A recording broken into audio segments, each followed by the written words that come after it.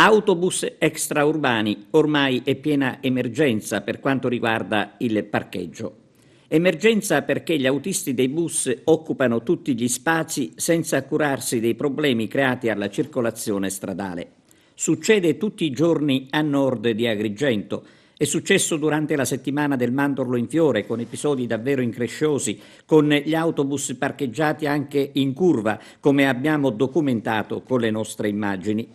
Purtroppo continua ancora oggi l'invasione indisturbata dei mezzi di trasporto e sono tantissime le lamentele dei cittadini giunte anche alla nostra redazione.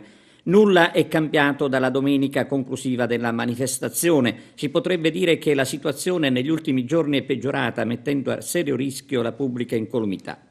Anche la segnaletica viene regolarmente ignorata dai conducenti dei bus. Neppure i divieti di sosta con rimozione, infatti, servono a scoraggiare gli autisti. È il caso della bretella che immette in via Unità d'Italia, la strada che conduce all'ospedale San Giovanni di Dio. Ebbene, qui il Comune, sollecitato dagli stessi automobilisti, aveva collocato il segnale di divieto con rimozione per agevolare l'accesso alla bretella per chi proviene dal viadotto Imera. Ma il divieto è come se non esistesse. Nei giorni scorsi addirittura 2 pullman sono stati lasciati in sosta nel quartiere di Fontanelle, in via Butera, tra i palazzi.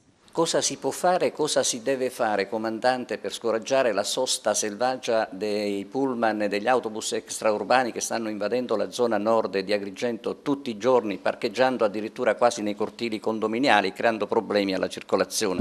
Conosciamo il problema ed è stato anche un tema di una riunione che abbiamo svolto con il nostro assessore e naturalmente la città di Agrigento non ha grandi spazi per contenere autobus extraurbani, soprattutto sono quelli che trasportano gli studenti e quindi tutta la popolazione fluttuante che arriva in un capoluogo di provincia.